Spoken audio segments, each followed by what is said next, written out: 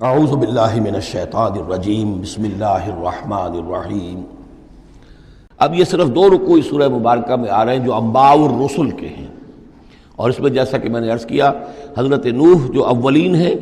اور حضرت موسیٰ جو آخری ہیں، ان دونوں کا تو صراحتاً ذکر ہے،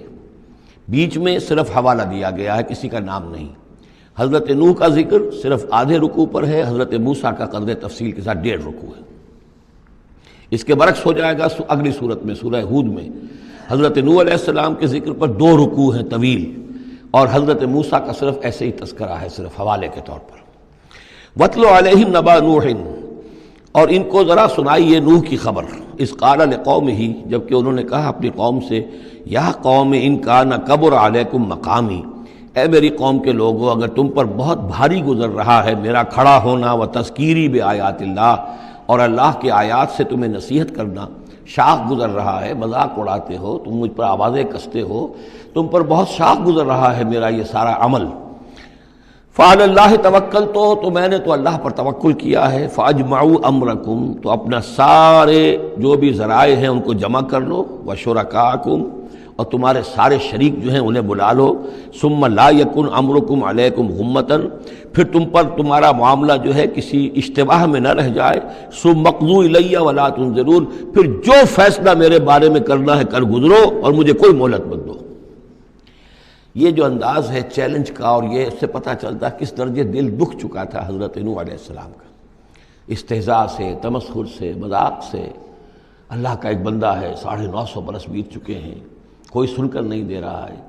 تو اس وقت جو آخری بادشاہ، اب جو مجھ تم کر سکتے ہو، میرا کوئی بگاڑ سکتے ہو بگاڑ لو، اپنی ساری قوت جمع کر لو، جیسا کہ اس سے پہلے آ چکا ہے، اور بھی انبیاء نے اس طرح کی بات کہی۔ پھر بالآخر فَإِن تَوَلَّيْتُمْ، اور پھر اگر تم یہ نہ کرو، اگر تم اس کھلے مقابلے میں بھی نہ آؤ، اور اس میں اس بات کا خیال موجود ہے، یعنی اس بات کا امکان موجود ہے کہ ان کے دل میں چور ہو کہ ہم اس کے خلاف کوئی اقدام کریں، اسے قتل کر دیں، نوح کے خلاف کوئی اور ہم ایسا اقدام کریں تو پتہ نہیں کوئی مصیبت ہم پر نہ آ جائے، لہذا یہ سارا جو انداز تھا حضرت نوح علیہ السلام کا، اس کے باوجود پھر وہ فرما رہے ہیں وَإِن تَوَلَّيْتُمْ، اگر تم نہیں کچھ کرتے، فَمَا سَأَلْتُكُم مِّنْ أَجْرٍ، تو پھر ذرا غور کرو، میں نے جو بھی تمہاری خدمت کی ہے آج تک، تمہیں جو دین کی طرف بلایا ہے، دعوت دی ہے، میں نے کبھی تم سے کوئی اجر مانگا ہے؟ میں نے تم سے کوئی اجرت تو طلب نہیں کی، تم سے کوئی شاباش تک نہیں مانگی، میں نے تم سے کوئی مدد نہیں مانگی، تم سے کوئی اجرت نہیں مانگی۔ ان اجری الا علی اللہ، میرا اجر تو اللہ کے ذمے ہے۔ وامرت ان اکون من المسلمین، اور مجھے حکم ہوا ہے کہ میں اس کے فرما بردار بندوں میں سے رہوں۔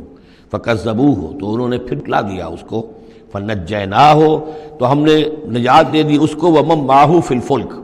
اور جو بھی اس کے ساتھ تھے اس کی کشتی میں۔ وجعلناہم خلائف، اور انہی کو پھر ہم نے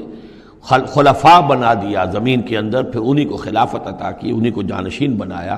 وَأَغْرَقْنَا الَّذِينَ كَذَّبُوا بِآيَاتِنَا، اور غرق کر دیا ان لوگوں کو جنہوں نے ہماری آیات کی تکذیب کی تھی۔ فَانظُرْ كَيْفَ كَانَ عَاقِبَةُ الْمُنذَرِينَ، تو دیکھو کیسا انجام ہوا ان کا جنہیں خبردار کر دیا گیا تھا۔ ثُمَّ بَعَثْنَا مِن بَعْدِهِ رُسُلًا،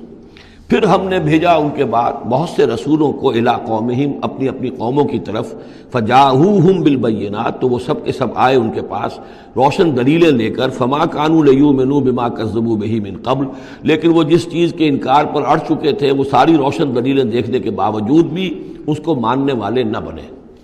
کذالک نطبع علی قلوب المعتدین، اسی طرح ہم مہر کر دیا کرتے ہیں حد سے تجاوز کرنے والوں کے دلوں پر۔ ثم بعثنا من بعدہم موسیٰ و ہارون، اب یہ دیکھیے وہ جو ایک لنک جو ہے، جو میں نے آپ کو بتایا تھا، ایک چین ہے، حضرت نوح، حضرت ہود، حضرت صالح، حضرت لوط، حضرت شعیب اور حضرت موسیٰ، یہ 6 کا ذکر قرآن مجید میں بار بار آتا ہے۔ یہاں پر حضرت نوح کا اور حضرت موسیٰ کا، درمیان میں صرف ثم بعثنا من بعدہم رسلا، اور بھی رسول آئے، ان کا یہاں صراحتاً تذکرہ نہیں ہے۔ پھر ہم نے بھیجا ان کے بعد موسیٰ اور ہارون کو الی فرعون و ملئہ، فرعون اور اس کے سرداروں کی جانب، بے آیاتنا، اپنی نشانیوں کے ساتھ۔ فاستکبروا وکانوا قوما مجرمین، انہوں نے استکبار کیا اور وہ تھے مجرم قوم، گناہگار لوگ۔ فلما جاءهم الحق من عندنا، تو جب ان کے پاس ہمارے پاس سے ان تک ہمارے پاس سے حق پہنچا، قالوا ان ھذا لسحر مبین، تو انہوں نے کہا یہ تو کھلا جادو ہے۔ قال موسیٰ تقولون للحق لما جاءکم، موسیٰ نے کہا ان سے کہ کیا تم حق کے لیے کہہ رہے ہو، یہ حق ہے جو تم پر آیا ہے؟ اور جو تم تب پہنچا ہے، اسحر ھذا، کیا یہ جادو ہے؟ ولا یفلح الساحرون، اور ساحر تو کبھی فلاح نہیں پایا کرتے۔ قالوا اجئتنا لتلفتنا عما وجدنا علیہ آباءنا، انہوں نے کہا موسیٰ کیا تم ہمارے پاس آئے ہو کہ تم ہمیں پھیر دو ان چیزوں سے، ان طریقوں سے، ان رسوم سے، ان ریتوں سے، ان رواجوں سے کہ جس پر ہم نے پایا اپنے آباء و اجداد کو،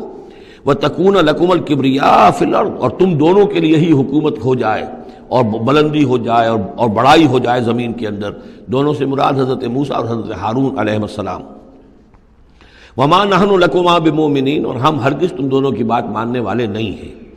وَقَالَ فِرْعَوْنُ ائْتُونِي بِكُلِّ سَاحِرٍ عَلِيمٍ، اور فرعون نے کہا لے آؤ میرے پاس تمام جو ماہر اور جادوگر ہیں ان کو جمع کر لو۔ فلما جاء السحرۃ قال لهم موسیٰ القوا ما انتم ملقون، تو جب وہ جادوگر آ گئے تو موسیٰ نے ان سے فرمایا کہ ڈالو جو تم ڈالنے والے ہو۔ فلما القوا، جب انہوں نے ڈالا، قال موسیٰ ما جئتم به السحر، موسیٰ نے فرمایا یہ جو تم لائے ہو، جو تم نے پیدا کیا، یہ جادو ہے۔ ان اللہ سیبطلہ، ان قریب اللہ تعالیٰ اس کا باطل ہونا ثابت کر دے گا، اسے نسیہ منسیہ کر دے گا، ہباء منصورہ کر دے گا۔ ان اللہ لا یصلح عمل المفسدین، یقیناً اللہ تعالیٰ مفسدوں کے عمل کو راہیاب نہیں کرتا، کامیاب نہیں کرتا۔ وَيُحِقُّ اللَّهُ الْحَقَّ بِكَلِمَاتِهِ، اور اللہ تعالیٰ تو حق کو حق ثابت کرتا ہے اپنی کلمات سے، وَلَوْ كَرِهَ الْمُجْرِمُونَ، خواہ یہ مجرموں کو کتنا ہی ناگوار ہو۔ فَمَا آمَنَ لِمُوسَىٰ إِلَّا ذُرِّيَّةٌ مِّن قَوْمِهِ عَلَىٰ خَوْفٍ مِّن فِرْعَوْنَ وَمَلَئِهِمْ أَن يَفْتِنَهُمْ، تو نہیں ایمان لائے موسیٰ پر مگر ان کے نوجوان اس کی قوم میں سے، کچھ نوجوان اس کی قوم میں سے، کچھ لڑکے، عَلَىٰ خَوْفٍ مِّن فِرْعَوْنَ، فرعون کے خوف کی وجہ سے، وہ ملئہم، اور ان کے اپنے سرداروں کے خوف کی وجہ سے، ان یفتنہم، کہ وہ ان کو مصیبت میں اور تکلیف میں مبتلا کریں گے۔ یہ بہت اہم ہے جو آیت ہے، اس کو سمجھ لیجئے کہ وہاں جو صورتحال تھی کہ یہ جو قبطی قوم تھی جو اس وقت وہاں پر حکمران ہے آل فرعون، اور یہ جو اسرائیلی ہیں یہ ان کے محکوم ہیں، لیکن محکوم قوموں میں سے بھی اکثر ایسے لوگ ہوتے تھے اور ہمیشہ ہوئے ہیں کہ حکمران قوم ان میں اپنے ایجنٹ بنا لیتے ہیں، ان میں سے کچھ لوگوں کو خطابات دے دیتے ہیں، جیسے ہمارے یہاں خان بہادر اور خان صاحب، اور یہ جو خطابات دے دے کے انگریزوں نے مسلمانوں میں اور ہندوؤں میں وہ اپنے ایجنٹ اور اپنے وفادار لوگوں کا ایک جتھا بنا لیا تھا۔ یہ لوگ ہوتے تھے تو ہندوستانی، لیکن ہر اعتبار سے برطانیہ کے خیر خواہ اور حکومت کے وفادار، اس کے لیے فوج کے لیے بھرتی کرانے میں تیز ہیں۔ تو اس طرح کے لوگ جو تھے اسرائیلی قوم میں بھی ایسے چودھری لوگ موجود تھے کہ جن کو کچھ دربار میں رسائی حاصل تھی، جن کو کچھ رسوخ حاصل تھا، اور وہ گویا کہ آل فرعون کے ایجنٹ بنے ہوئے تھے خود اپنی قوم کے اندر۔ یہ ہے وہ معاملہ کہ وہ ڈرتے تھے وہ لوگ، اگر ہم موسیٰ پر ایمان لے آئے تو یہ ہماری اپنی قوم کے جو چودھری لوگ ہیں، یہ خان صاحب اور جو یہ خان بہادر لوگ جو ہیں، یہ پھر ہمیں ستائیں گے، یہ ہماری رپورٹیں کریں گے اور ہماری جو ہے ان رپورٹوں کے اوپر گوشمالی ہوگی۔ فما آمن، لیکن یہ کہ بہرحال نوجوان خون ایسا ہوتا ہے کہ اس کے اندر پھر زیادہ مصلحت بینی نہیں ہوتی۔ جو ذرا ادھیڑ عمر کے لوگ ہوں وہ زیادہ مصلحت بین ہو جاتے ہیں، ان کی خواہ میں اتنی طاقت بھی نہیں ہوتی، خون میں اتنا جوش بھی نہیں رہتا، تو نوجوان جو ہے وہ تو رزق دیتا ہے۔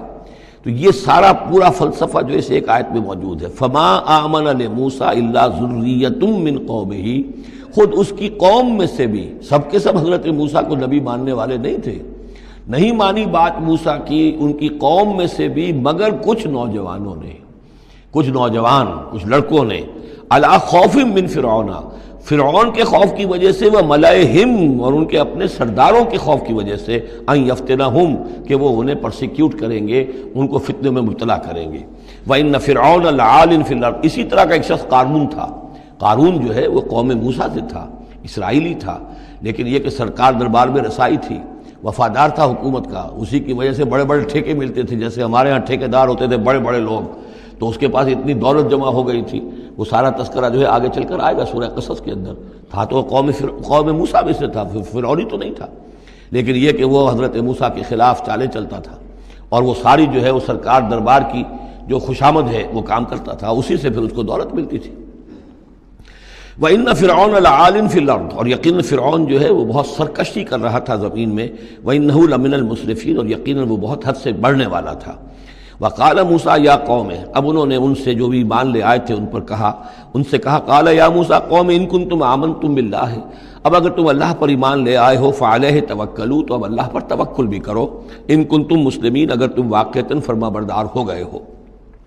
فقالوا علی اللہ توکلنا، تو انہوں نے کہا ہاں آپ اللہ پر توکل کرتے ہیں، اپنا معاملہ اللہ کے حوالے کرتے ہیں۔ ربنا لا تجعلنا فتنة للقوم الظالمین، اے اللہ تو ہمیں ان ظالموں کے لیے تختہ مشق نہ بنا دے، اے اللہ ایسا نہ ہو کہ تو ہمارے ذریعے سے ان کو آزمائے، یعنی یہ کہ جیسے کہ ابو جہل ستا رہا تھا، ابو جہل کی آزمائش ہو رہی تھی، لیکن تختہ مشق حضرت یاسر حضرت سمیہ بن رہی تھی رضی اللہ تعالی عنہما، تو اے اللہ ہمیں نہ آزما، ہم پر ان کا زور نہ آزما، یعنی ہمیں تختہ مشق نہ بنا دے۔ وَنَجِّنَا بِرَحْمَتِكَ مِنَ الْقَوْمِ الْكَافِرِينَ، اور ہمیں اپنی خاص رحمت سے ان کافروں کی قوم سے نجات عطا فرما۔ وَأَوْحَيْنَا إِلَىٰ مُوسَىٰ وَأَخِيهِ، اور ہم نے وحی کر دی موسیٰ کو اور ان کے بھائی کو ہارون کو، أَن تَبَوَّآ لِقَوْمِكُمَا بِمِصْرَ بُيُوتًا، کہ تم اپنی قوم کے لیے مصر میں کچھ گھر معین کر لو، ان گھروں کے اندر جمع ہو کر اللہ کی یاد کیا کرو، جیسے کہ دار ارقم جو ہے مکہ مکرمہ میں محمد رسول اللہ صلی اللہ علیہ وسلم نے وہ ایک مقرر کر لیا تھا، وہیں پر آپ ٹھہرتے تھے، کوئی آتا تھا تو وہیں پر ملاقات ہوتی تھی۔ ان تبوأ لقومکما بمصر بیوتا، کہ تم کوئی معین کر لو مصر میں کچھ گھر، واجعلوا بیوتکم قبلۃ، اور اس کے علاوہ یہ کہ اپنے گھر بناؤ ہی قبلہ رخ، اس لیے کہ مسجدیں تو بنا نہیں سکتے، اور وہ معاملہ جو ہے فرعون کے خوف سے، تو یہ کہ گھر اپنے قبلہ رخ بناؤ تاکہ وہاں تم نمازیں پڑھا کرو۔ اب اس سے معلوم ہوتا ہے کہ قبلہ ان کا بھی تھا کوئی، جبکہ ابھی بیت المقدس تو بنا ہی نہیں ہے، وہ تو حضرت سلیمان علیہ السلام حضرت موسیٰ سے کم 1000 سال بعد آئیں گے، اور پھر وہ جو ہے بیت المقدس ہوگا اور یروشلم بنے گا اور ہیکل سلیمانی بنے گی، لہذا قبلہ تب اس وقت کا قبلہ کس کا تھا، کون سا تھا؟ یہی بیت اللہ قبلہ تھا۔ ان کے جو وہ خیمے ہوتے تھے قربان گاہ کے خیمے، ان کے بارے میں تفاصیل آتی ہے تورات کے اندر کہ وہ ایسے نصب کیے جاتے تھے کہ جب کوئی شخص جو ہے وہ قربانی پیش کرتا تھا تو اس کا رخ جو ہے سیدھا کعبے کی طرف ہوتا تھا۔ تو وَجْعَلُوا بُيُوتَكُمْ قِبْلَةً، اپنے گھر جو ہے قبلہ رو بناؤ، وَأَقِيمُوا الصَّلَاةَ وَبَشِّرِ الْمُؤْمِنِينَ، نماز قائم رکھو اور اہل ایمان کو بشارت دو۔ صدق اللہ العظیم۔